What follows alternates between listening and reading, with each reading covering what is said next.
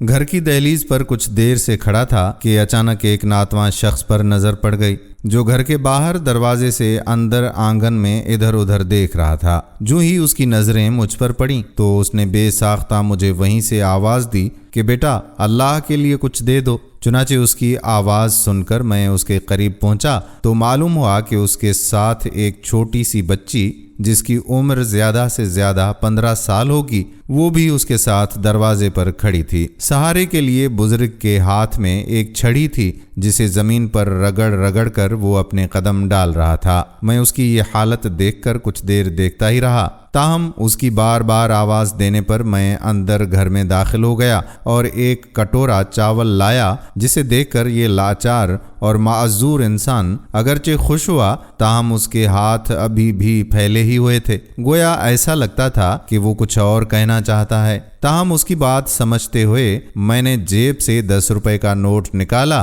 اور اس کے حوالے کر دیا، جس کے بعد وہ اس قدر خوش ہوا کہ اس کی زبان سے میرے اور میرے اہل و عیال کے لیے دعائے خیر نکلی۔ اس کے منہ سے دعا نکل رہی تھی، میرا دل شاد ہوتا جا رہا تھا، جی چاہتا تھا کہ اسے دیتا رہوں اور اس سے دعائیں لیتا رہوں، تاہم اپنی وسعت کا خیال کرتے ہوئے اسے الوداع کرنا ہی پڑا۔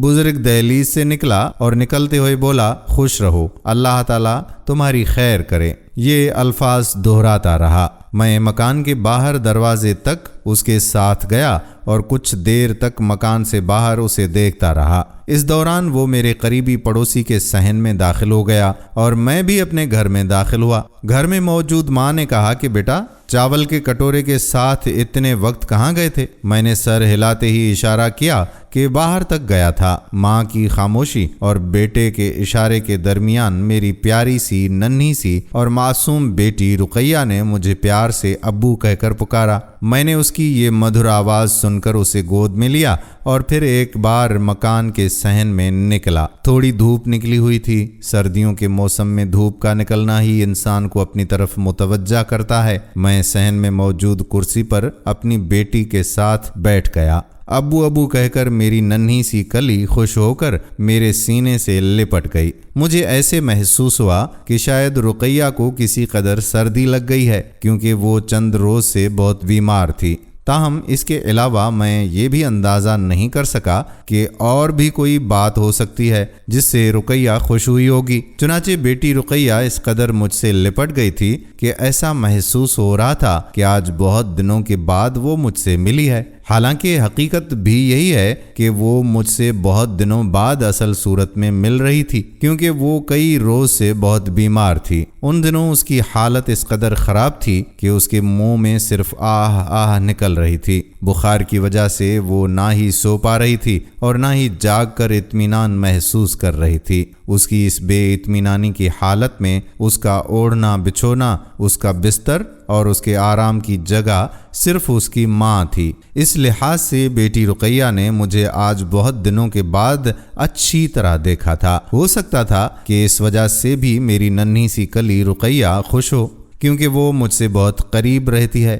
اکثر بیمار ہونے کی وجہ سے اگرچہ اسے ماں کا سہارا ہی مل پاتا ہے، تاہم جو ہی وہ تھوڑی بہت صحت یاب ہو جاتی ہے، اسے ماں سے کم مجھ سے زیادہ رغبت ہو جاتی ہے۔ چنانچہ کچھ دیر کے بعد جب میں آنگن میں لگی کرسی سے کھڑا ہوا تو بیٹی رقیہ نے معصومیت سے باہری دروازے کی جانب اشارہ کیا۔ میں مین گیٹ پر پہنچا ہی تھا کہ رقیہ کی اماں نے اندر کھڑکی سے ہی آواز دی، کہاں جا رہے ہو؟ میں نے پھر باہر کی جانب اشارہ کر کے اسے اگرچہ چپ کرا دیا، لیکن جو ہی ہم باہر آ گئے تو اسی بزرگ اپاہج اور فقیر کو پڑوسی کے گھر سے نکلتا ہوا دیکھا۔ اس سے چند منٹ قبل ہی کی یادیں میں کچھ دیر بھول گیا تھا، لیکن اسے دوبارہ دیکھتے ہی پھر اسی کی جانب متوجہ ہوا۔ بیٹی رقیہ نے اندر کرسی پر ہی میری جیب سے چند نوٹ نکال لیے تھے جو 10-10 کے نوٹ تھے۔ تاہم یہ اس کا معمول تھا کہ وہ اس سے کھیلتی تھی اور پھر وقت گزرنے کے بعد مجھے واپس بھی دے دیتی تھی۔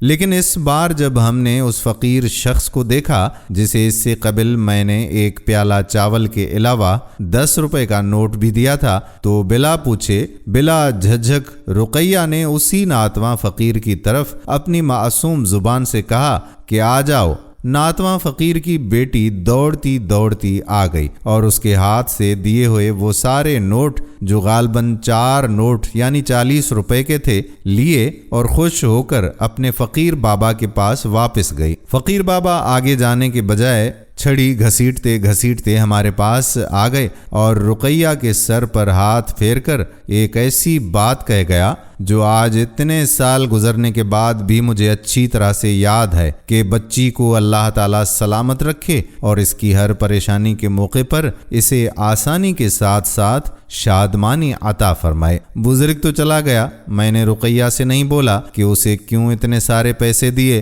ताहम उसे देखकर मुझे बहुत खुशी हुई क्योंकि आज उसके चेहरे पर बहुत दिनों के बाद खुशी महसूस हो रही थी। मैंने मिठाई की दुकान की तरफ रुकैया को इशारा किया, लेकिन उसने सर हिलाते हुए कहा कि मुझे कुछ नहीं चाहिए और इस तरह फिर एक बार मुझसे लिपट गई। उसका बार बार मुझसे लिपट कर रहना मुझे बहुत अच्छा लगता था क्योंकि वो अक्सर माँ से लिपट कर रहती थी। इसका बार बार बीमार होना इसे माँ के करीब ला रहा था, जिससे रुकैया की माँ अच्छी तरह से कोई भी घर का काम नहीं कर पाती थी। लेकिन इस दौरान मेरे पास उसका आना बहुत मुश्किल था। ऐसा महसूस होता था कि शायद वो मुझसे नाबालिग है, वो मुझे पहचानती ही नहीं। इसलिए आज उसका खुश होना मेरे लिए फ़ख्र और खुशी की बात थी। बुजुर्ग की दुआ और रुकैया बेटी का उसकी तरफ मुतवज्जा होकर उसे 10-10 के लगभग 4 नोट देना, जिसके बदले में बुजुर्ग फ़कीर के मुंह से उसके हक़ में दुआए खैर करना, ये सब मुझे अंदर से कुछ कुछ इत्मीनान दिला रहा था। महीने में कम अज़ कम 2 बार बेटी रुकैया का बीमार होना मेरे लिए शाक होता था। ताहम अल्हम्दुलिल्लाह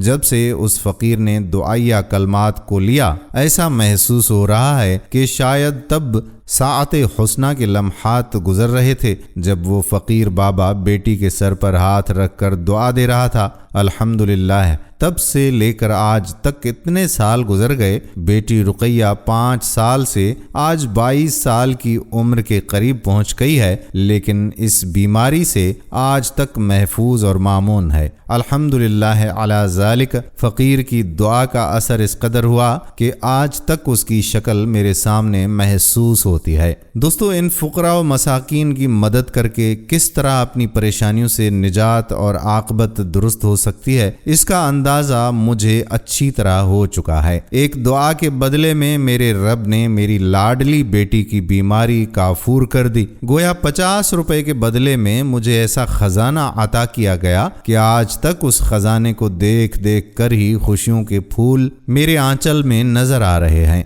आह खुदाया, उस बुजुर्ग की दुआ का असर ता उम्र मेरी ज़िंदगी में, मेरी बेटी रुकैया की ज़िंदगी में और मेरे अहलो अयाल की ज़िंदगी में बाकी रख। आमीन या रब्बल आलमीन। दोस्तों, अगर आप भी ऐसी खुशी, ऐसी मुसर्रत और ऐसी दुआएं चाहते हैं तो अपने मोहल्ले में गुरबा की मदद करें और उन्हें कुछ ना कुछ सदका ज़रूर दिया करें। अल्लाह ताला आप तमाम के सदक़ात व खैरात कबूल फरमाए। आमीन। वीडियो पसंद आई हो तो शेयर ज़रूर कीजिएगा।